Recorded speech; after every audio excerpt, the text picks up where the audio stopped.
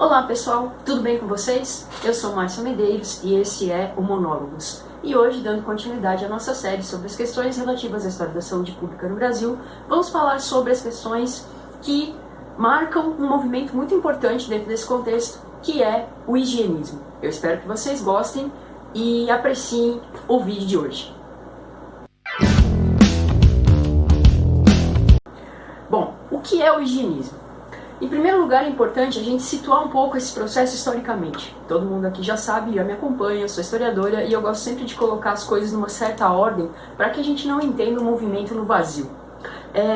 A República Velha, que é o período do qual eu estou falando para vocês, que vai durar de 1889 até mais ou menos 1930, foi constituída pelo que se chamou de oligarquia do café com leite, ou seja, o principal setor econômico que coordenava todo o processo em questão era a agricultura, principalmente a economia cafeeira.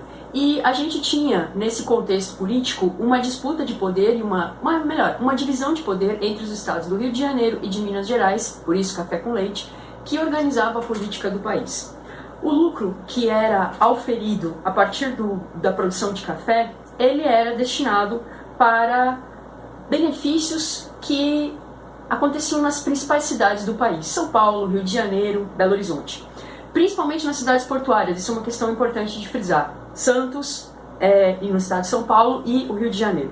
E aí a gente vai observar nesses lugares um aumento da industrialização, o aumento das atividades comerciais, o crescimento da população urbana. A gente também tem que contextualizar nesse processo a chegada dos imigrantes no final do século XIX e o fato de que a gente vai assistir uma certa urbanização acontecendo nas principais cidades, aquelas que eu citei para vocês, São Paulo e Rio de Janeiro, e também nos portos, ou seja, há uma modernização nesses espaços para que o fluxo de pessoas, o fluxo de mercadorias ficasse melhor acomodado. A ideia era um pouco mostrar que o Brasil não era assim um lugar tão inóspito e de tantos problemas, que era uma marca histórica que a gente já vinha trazendo desde o período colonial.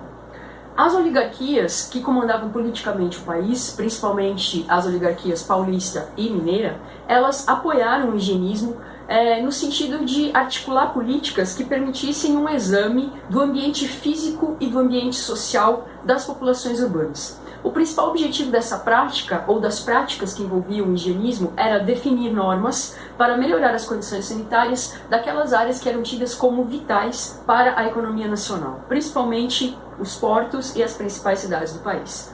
Mas, afinal de contas, o que é o higienismo? Como as políticas públicas no Brasil do início do século XX abordavam essa questão? E aí a gente tem um ambiente onde esse momento, esse processo, esse contexto higienista, ele vai se desenvolver por excelência, e esse ambiente é o ambiente escolar. Então, como e o que é efetivamente esse contexto? Vários autores, que depois eu vou colocar para vocês na descrição do vídeo, trazem propostas no sentido de compreender como o movimento higienista tinha como pauta elementos que envolviam a defesa da saúde e da educação públicas, bem como a ideia de ensinar novos hábitos de higiene para a população.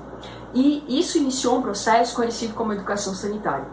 Por trás de tudo isso tem uma ideia contida, e essa ideia é algo que valoriza a população enquanto um bem a ser utilizado como força de trabalho, ou seja, uma população saudável é algo extremamente importante para o desenvolvimento da nação. Aqui eu não poderia deixar de citar um cara que eu considero muito importante e que eu acho que é uma pessoa que deveria ser melhor estudada e talvez melhor compreendida no Brasil, que é o Michel Foucault. Eu gostaria de dizer também que eu não sou Foucaultiano. Eu não ouso dizer isso, né? Eu acho que Foucaultiano só tem duas pessoas sobre a face da Terra. Uma era o próprio Foucault, e ele já morreu, e a outra é a professora Ana Maria Colli. Mas o Foucault, ele vai trazer num texto dele que se chama Os Anormais, a descrição também vai estar no final do vídeo, como o desenvolvimento da sociedade capitalista faz com que o corpo se torne um instrumento de desempenho. E aí vem a questão do higienismo. Tá? Esse corpo, enquanto instrumento de desempenho, ele é um organismo, um elemento que precisa ser adequado às exigências da nova maneira de produção, das novas formas de produção que o capitalismo vai articular. Um corpo adoecido, nesse contexto, ele não é um corpo produtivo.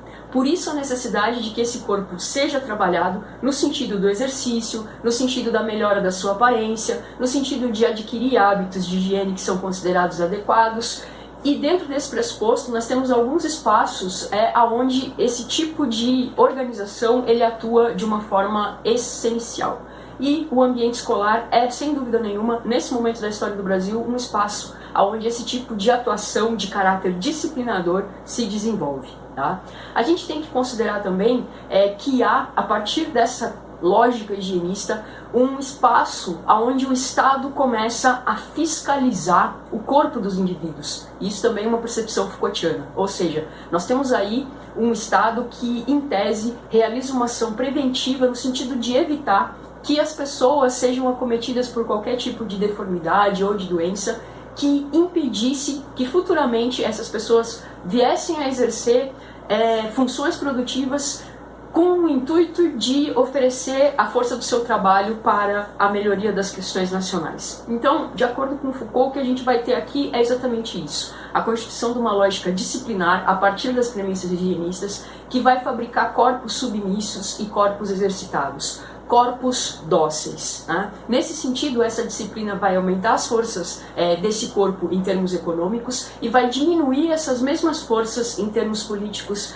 de obediência. Em uma única palavra, o que a gente poderia dizer é o seguinte: essa lógica ela dissocia o poder do corpo, ela faz com que o corpo adquira uma série de aptidões, uma série de capacidades que ela vai aumentar justamente para que esse corpo sirva a um determinado propósito, e por outro lado ela inverte a energia e a potência que poderia resultar disso, fazendo com que esse corpo se torne cada vez mais um corpo submisso.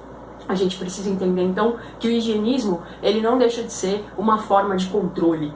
Há que se salientar que no momento em que eu estou colocando essas questões para vocês, que é relativo aí ao período do início do século XX, essas premissas se davam de forma coletiva. Por isso que as escolas se constituíram enquanto espaços por excelência para as questões higienistas. Mas hoje, no mundo contemporâneo, pós-moderno, fluido, como diz o Bauman, em que nós vivemos, essas práticas também acontecem, só que o higienismo agora ele não tem mais essa premissa coletiva, mas ele assume um aspecto de individualidade, no sentido de que as pessoas procuram, a partir de uma série de práticas, criar elementos a partir dos quais elas vão nortear esse corpo e a sua relação com a sociedade e a sua relação com o seu próprio corpo. Se essas lógicas são saudáveis ou não, bom, para isso eu aconselho vocês a leitura de um texto que se chama História do Corpo, para poder entender que não necessariamente aquilo que é uma premissa de dogmatização em relação à maneira como o nosso corpo é colocado para a sociedade é algo que a gente devesse considerar como normal ou correta e que nós deveríamos seguir, né? Eu parto desse pressuposto, principalmente porque eu estou falando aqui a partir de um filósofo que defende as questões da subjetividade, que é o Michel Foucault.